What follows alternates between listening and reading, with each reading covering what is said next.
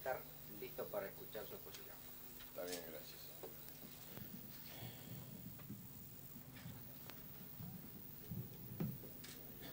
Al asumir el comando en jefe del ejército, me he fijado como objetivo prioritario mantener un estrecho contacto personal con sus integrantes mediante un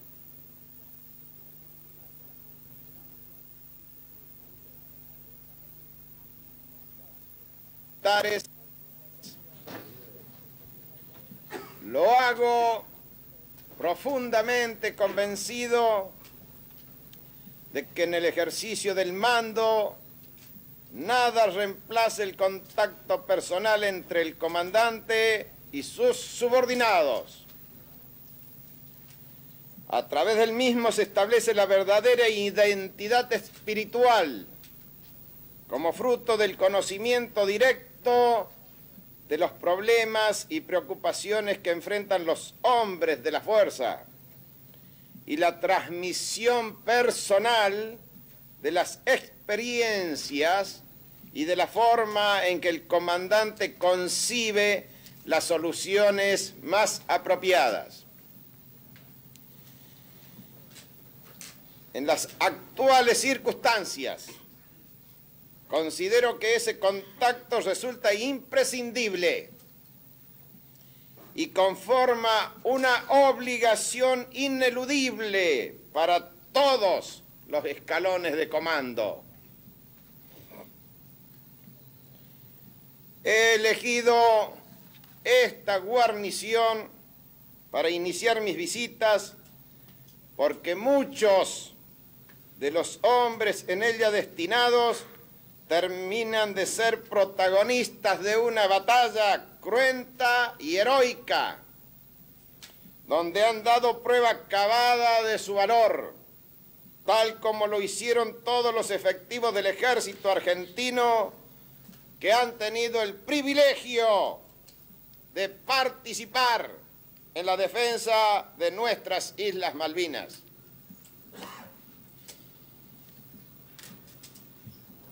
Rindo también mi mejor homenaje de reconocimiento a la capacidad, valor y amistad de las otras dos Fuerzas Armadas, Marina y Fuerza Aérea, y un cordial saludo a los señores comandantes en jefe de las respectivas fuerzas. Por todo ello, desde este pedazo de suelo patagónico, deseo transmitir a los hombres y mujeres que forman parte del ejército argentino las ideas fundamentales que definen mi pensamiento en las difíciles circunstancias que vive la nación y la institución.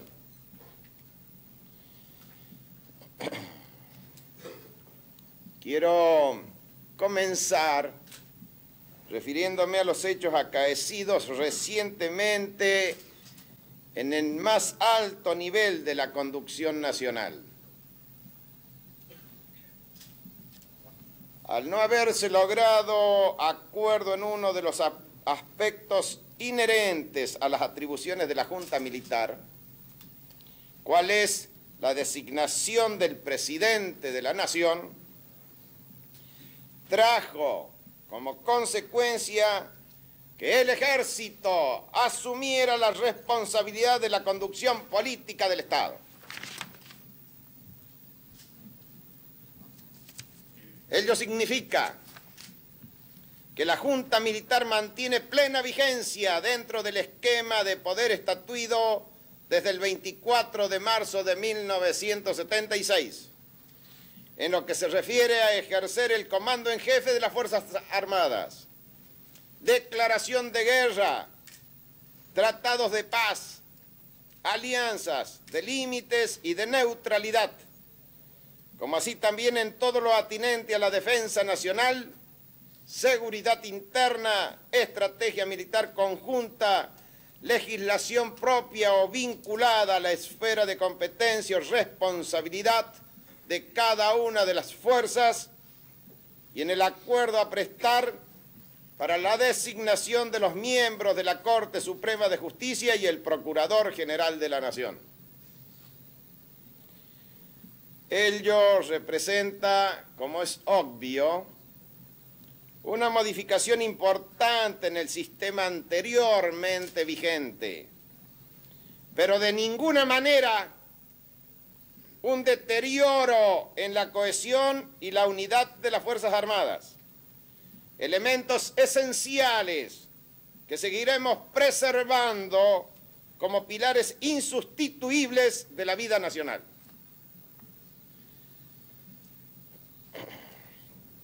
Consecuente con ello, la institución, en la persona de su comandante, ha asumido las atribuciones necesarias para el ejercicio pleno de esa responsabilidad política. Lo hace con la certeza de que sabrá cumplir con el compromiso contraído ante la nación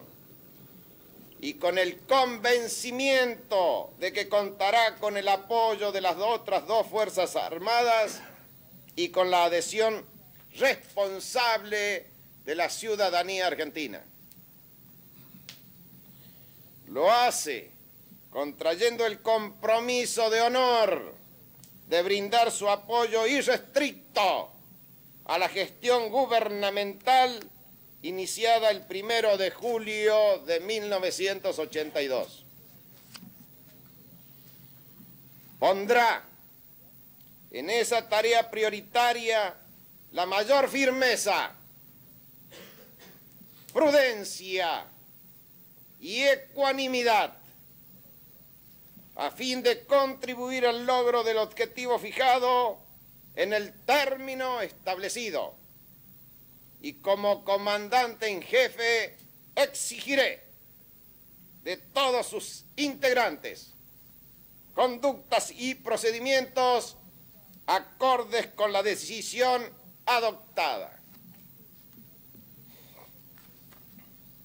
Esta última etapa de la presencia militar en la conducción del Estado debe culminar en los primeros meses de 1984, con la institucionalización definitiva de la República, para lo cual deberá tener características propias que la singularicen.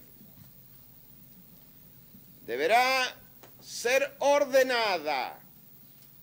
de modo tal que el tránsito hacia la democracia se efectúe con el respeto a los derechos, las garantías y las aspiraciones de los ciudadanos en un marco de libertad, orden y paz social interna, erradicando cualquier actitud de quien pretenda lograr sus objetivos mediante acciones violentas o ilegales.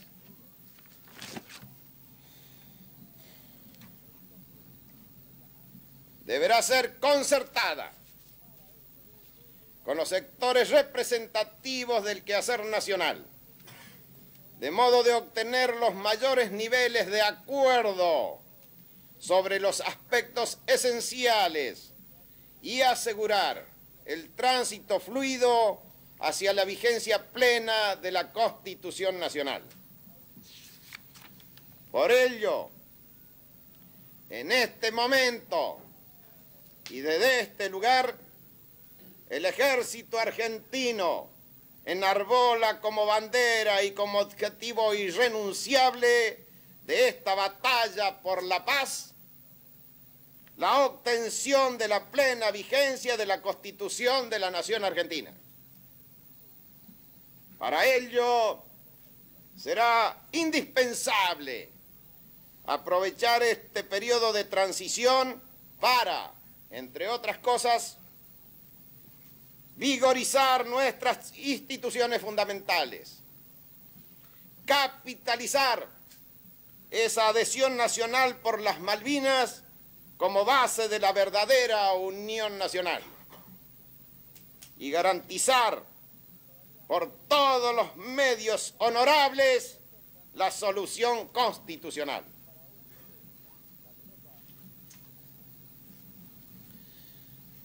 Deberá ser compartida en forma tal que la ciudadanía pueda hacer oír su voz,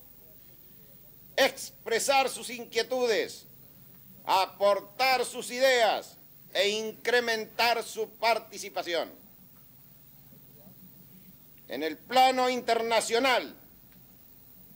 como ya claramente lo ha anunciado el señor presidente de la Nación,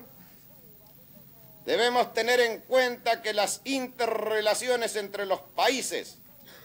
los grupos de naciones y los bloques sufren modificaciones permanentemente como consecuencia de las variaciones de los factores de poder y los intereses nacionales que los vinculan o los enfrentan. La responsabilidad del poder político se ejerce en este campo previendo y comprendiendo cuáles son esas relaciones y colocando al propio país en actitud de explotarlas en beneficio de los supremos intereses nacionales, manteniendo, consolidando simultáneamente los valores y principios fundamentales que caracterizan al propio sistema de vida y a la propia cultura. Nuestro país ha adquirido a lo largo de su historia y particularmente en el conflicto con Gran Bretaña una rica experiencia sobre las aptitudes y comportamientos de la comunidad internacional, la que posibilitará obrar adecuadamente en el plano de las relaciones de Argentina con el resto de los países y grupos de países. Sostengo la convicción de que Argentina no puede dejar de pertenecer a Occidente. Fundamentan esta aseveración razones de orden filosófico, histórico y moral. Pero esa pertenencia no debe ser considerada jamás como una relación de subordinación o dependencia. Debe conformarse una vinculación madura, objetiva, práctica, pragmática, estable y realista, donde se respeten las individualidades y los intereses de las naciones, teniendo en cuenta que el pensamiento occidental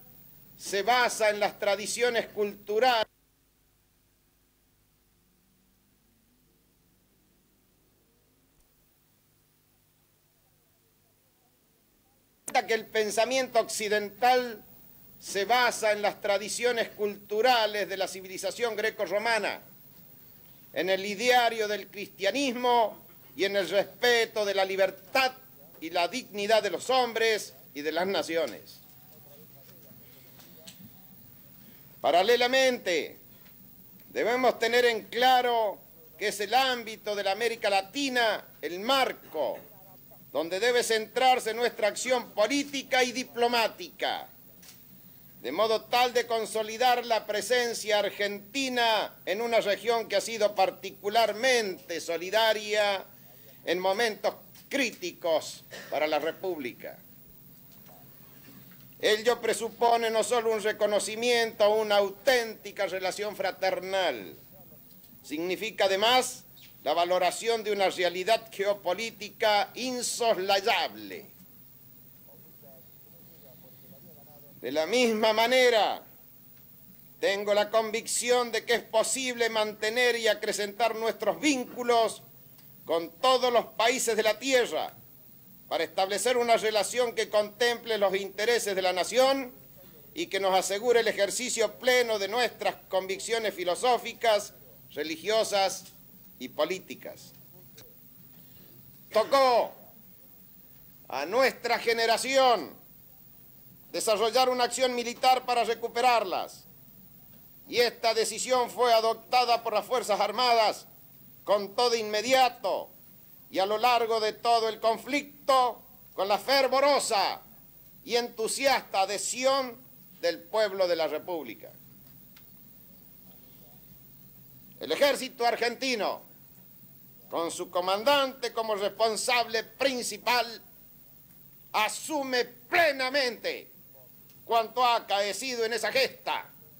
dentro de su ámbito específico. Ello significa haber hecho propios los aciertos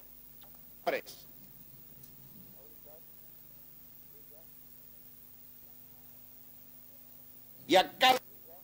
que integramos la institución nos compete alguna responsabilidad en lo ocurrido, en función de nuestra estima del rol que debimos cumplir durante el desarrollo del enfrentamiento.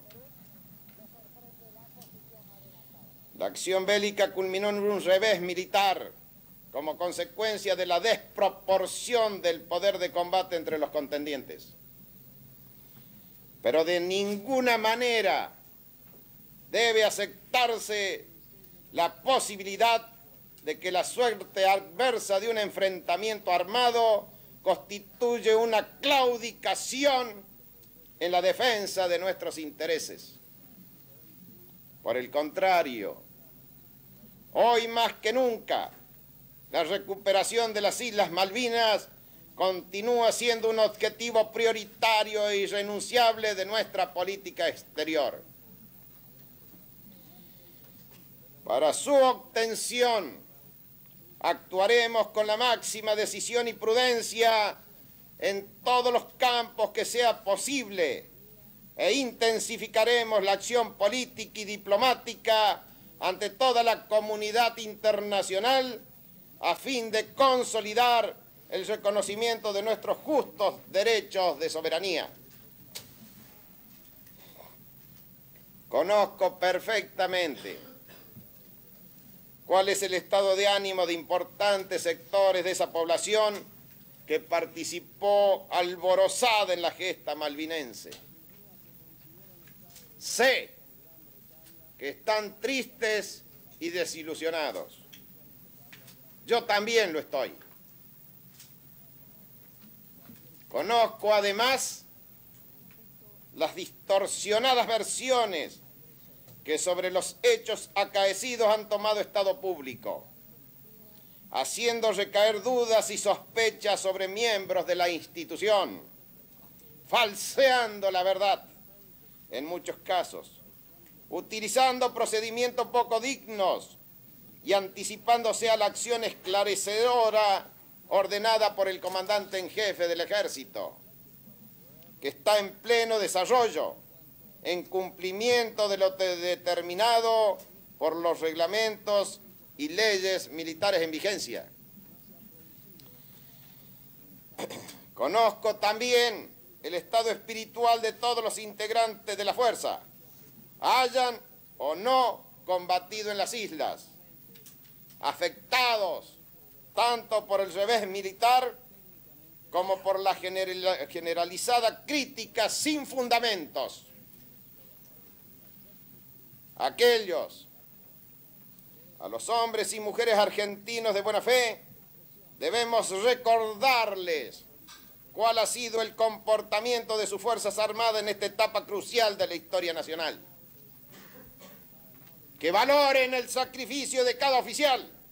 de cada suboficial, de cada soldado,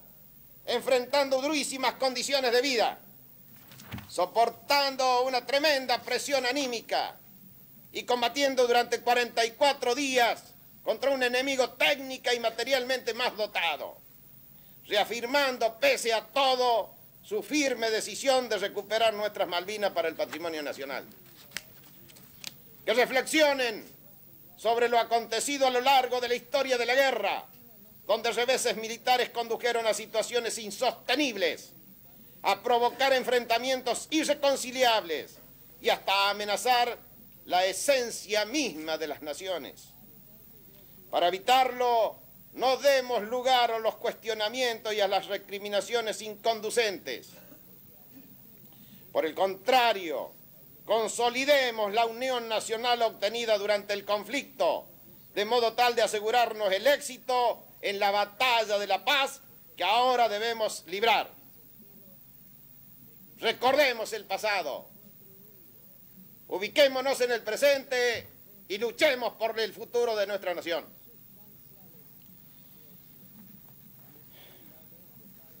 A los integrantes del Ejército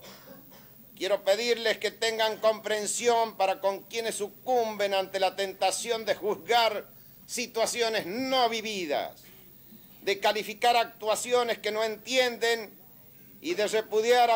actitudes aún ignoradas. Quiero decirles que estoy decidido a profundizar en la búsqueda de la verdad histórica. Me consta que el gobierno nacional trabaja incansablemente para obtener su liberación en el menor tiempo posible, pero acorde con la dignidad que prescribe la legislación internacional.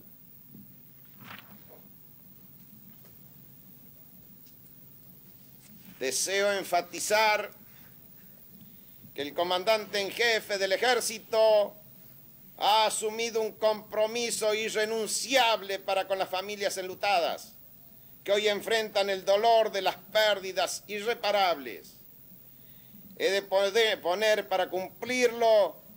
todas mis capacidades, de modo tal de asegurar el apoyo que el Estado está obligado a proporcionar para hacer justicia al sacrificio y al dolor de quienes ofrendaron su sangre en aras de la patria. La gesta patriótica destinada a recuperar militarmente nuestras Malvinas y la augusta presencia de su santidad, el Papa Juan Pablo II, marcan hitos de enorme trascendencia que, como se ha dicho, deben configurar la base del nacimiento de un nuevo país.